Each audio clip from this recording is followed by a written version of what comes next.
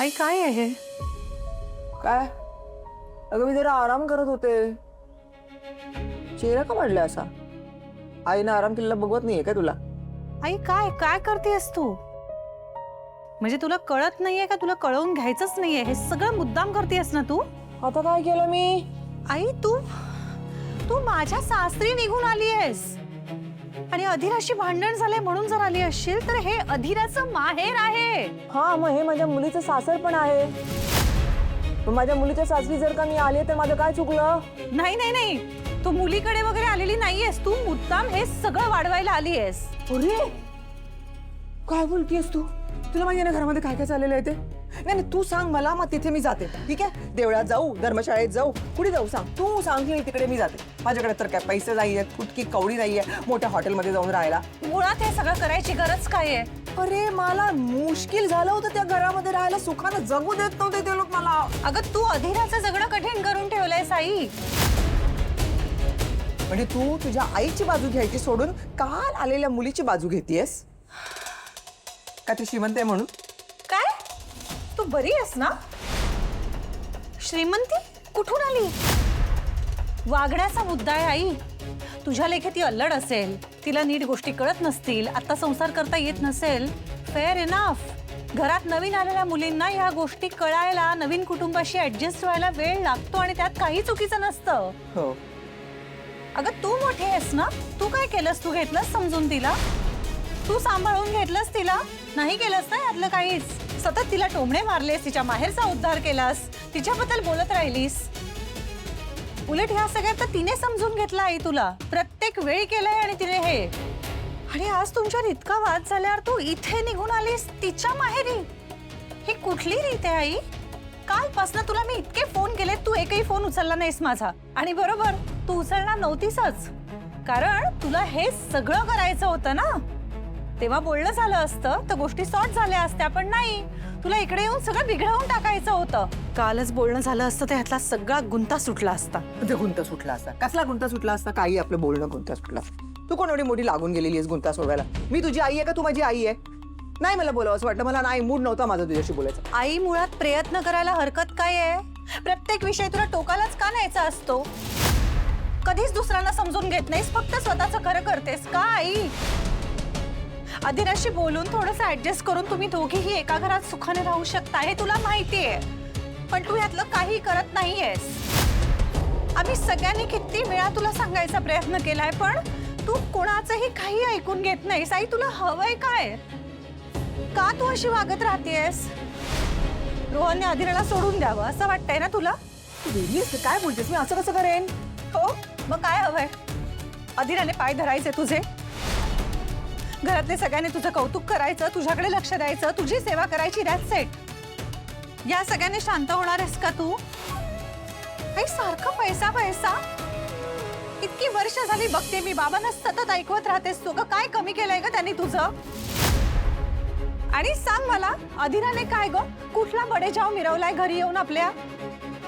तू राहतेस तिच्या बरोबर, मग तुला नाही कळणार. पण मी ओळखते तिला, आणि राहत नसलेला तरी मला खात्री अधीरा असं कधीच वागणार नाही. आई आई तू अशी अचानक इथे निघून आली आहेस, तुला कळतंय का हे वागणं बरोबर नाहीये? बरं आजपर्यंत या घरातल्यांबरोबर तुझे काय कमी वाद झालेत का? कमी प्रॉब्लेम्स आहेत का? तुला समजूनच घ्यायचं नाहीये ना तुझ्या या अशा वागण्यामुळे बाकीच्यांनाही त्रास होऊ शकतो, याचा विचार तुला करायचा नाही. आणि हे जे बाकीचे आहेत ना, ते बाकी कोणी नाही आई, तुझी स्वतःची मुलं आहेत. सो कृपा कर, जरा विचार कर आणि थोडं समजून घे.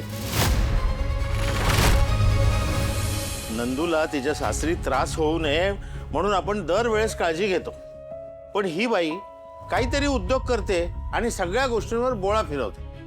तिचा मूर्खपणा किती झाकण्याचा प्रयत्न केला ना तरी ती स्वतःचा मूर्खपणा उघडा पाडतेच.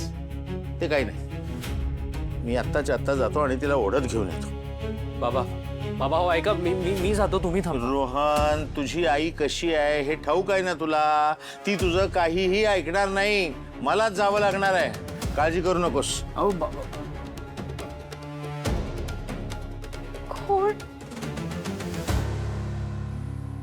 काय काय चाललंय सगळं? तिला it's like a chess match you know. दरवेळी मी चेक दिला ना की या त्याच्यावर मला चेकमेट देतातच. कधी थांबणार हे सगळं, कधी संपणार सांग ना रो. पिंट्या दादाला अजिबात अजिबात नसणार आहे ही. मुळात आपल्या वेगळ्या राहण्याच्या डिसिजन बद्दल मी पिंट्या दादाला सांगितलंच नाहीये. He doesn't know. तो याच्या अगेन्स्ट असणार आहे मला माहिती होतं. म्हणूनच मला ना वेळ घेऊन शांतपणे त्याच्याशी बोलायचं होतं. अधिरा ऐक ऐक ऐक, तू शांत हो. लिसन, बाबा गेलेत ना तिथे आता, ते आईला घेऊनच येतील, पण तू प्लीज शांत हो. खरंच खूप चिंता असणार आहे. हा स्वानंदी, भूतकाळ तू माझ्याच तोंडावर फेकून द्यायला निघाली आहेस का? आधी स्वतः चुका करायच्या, चुकीच्या गोष्टींना पाठिंबा द्यायचा, आडीवर मलाच बोलायचं. तुला माहिती तू काय केलंस? तिला समजवायच्या ऐवजी तू तिला पाठिंबा दिलास का? तुला वाटतं का माझ्या घरामध्ये 2-2 चुली भाव्यात असं तुला वाटतंय का? आई, एक संधी दिली असतीस ना तर मी आले असते, आपण सगळे मिळून शांतपणे बोललो असतो, ह्याच्यावर सोल्युशन काढलं असतं. अधिराचं आणि तुझं दोघांचंही मन बदललं असतं. पण मुळात ना आता तो मुद्दाच नाही. आई, तू इथे निघून आली आहेस. हे बाई, अजूनही उशीर झालेला नाहीये. माझं ऐक प्लीज. तू घरी परत जा. मी येते, आपण बोलूया ना, सॉल्व्ह करू सगळं. काय घरी जाईल घरी चालले काय काय कशासाठी आले ना? मी घरीच आहे. माझ्या मुलीच्या हक्काच्या घरी आहे मी. काय एवढं? आणि बघ बाबा, तुला जर माझं इथे राहणं खूपच असेल ना तर एक काम कर, तू माझी बॅग घे, माझा हात पकड आणि मला सामानासकट रस्त्यावर फेकून दे. बस घे की पकड. थांबलीस का ग? पकड. असं वाटते ना आईची. स्वानंदी, हे सगळं माझ्यामुळे नाही झालंय, काही तुझ्यामुळे झालंय. समजून घे. भास्कर, हे अशा पद्धतीने बोलीस तर बोलणंच नाही होऊ शकत आपल्यात. तू जेव्हा शांतपणे ऐकून घेणार असशील ना तेव्हा बोलूया आपण. कारण आता मी तुझ्याशी कितीही नीट बोलायचा प्रयत्न केला तरी तू ठरवलंयस फक्त चुकीचा अर्थ काढायचा.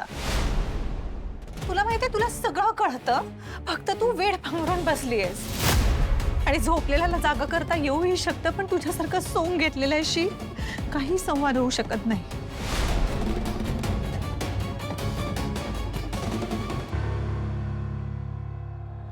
समोर तू शांत हो, चिडचिड करू नको. शांत ऐक ऐक ऐक ऐक. हे बघ काय ना, अधिरा बरेचदा रागात असे इम्पल्सिव्ह डिसिजन घेते. आपण सगळं ठीक करू. हाही डिसिजन तिने असाच घेतला असणार आहे, मला माहिती आहे. अरे पण मग हे स्वानंदी मॅडमला कळायला नको का? समर मला सांग, त्यावेळी अधिराला समजून घ्यायला कोण होतं? स्वानंदी वहिनीच होती ना. म्हणून तिला पाठिंबा दिला स्वानंदी वहिनीने. एवढंच. ऐक, मला असं वाटत नाही की स्वानंदी वहिनीचं यात काही चुकलंय. सिरियसली. असं कसं बोलू शकतो स्वानंद? ऐक ऐक ऐक समर शांत हो. आत्ता आपली एक खूप महत्वाची मीटिंग आहे, आपण त्यावर फोकस करूया का? हे जरा वेळ बाजूला ठेवा प्लीज. चालेल? आय नो मला सुद्धा ना अधिरा डिस्टर्ब असली की काहीही सुचत नाही. मग पोस्टपोन करूया का मीटिंग? नाही तसं नको. पर्सनल लाईफ आणि प्रोफेशनल लाईफ वेगळं आहे. ते असं इंटरमिक्स नाही करायचं. मला थोडा वेळ दे, मी जॉईन करतो मीटिंग. पण तू प्लीज जरा शांत हो, ओके?